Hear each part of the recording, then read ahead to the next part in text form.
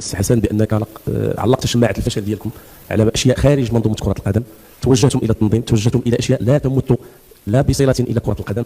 انتم استفدتم كذلك بالاقامه في اكادير، تحدثتم على الاوتيل في يعني في طنجه لم يكن في المستوى. اعتقد بان يجب ان تقول الحقيقه للشعب المصري وتقول انك كنت ضعيفا فنيا، فشلت في ان تصل الى النهائي. وملي كتكلم بالطريقه ديال انك حصلت على 7 الالقاب، فانت ربما تشكك حتى في القاب مصر اذا نظرنا الى نفس المنطق التي تتحدث به. وشكرا سيدي.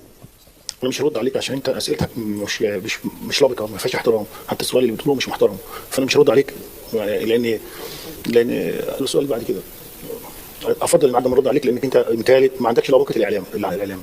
ربما ساعطي سؤال باكثر تهذيبا ولبقه واخذ جزء من السؤال. اكيد لانه تصريحاتك الاخيره بعد مباراه السنغال اثارت ضجه في مصر قبل المغرب. بس سؤالي، لا هي ضجه عندكم لكن ما عندناش ضجه. مش انه كان ربما الاجدر، لانه لو رجعنا الى المباراه السابقه فكان المنتخب يعني بطريقه نهجه كانت تسببت في ضعف كبير للمنتخب المصري. يعني ما شفناش يعني تقريبا الزاويه الاولى بحق 86 والتسديده في اخر على المرمى، حتى انا ظنينا ان الحارس منتخب السنغال كان في راحه، وبالتالي الا ترى انه بعض القرارات الفنيه كانت سبب وراء هذا الظهور الشاحب. يعني احنا خارج ملعبنا وصلنا سيمي فاينل ومنتخب كبير زي الحمد لله، المنتخب اللي انا بحترمه منتخب المغرب وصل بضربات الجزاء فاينل في ملعبه في وسط 100,000 متفرج.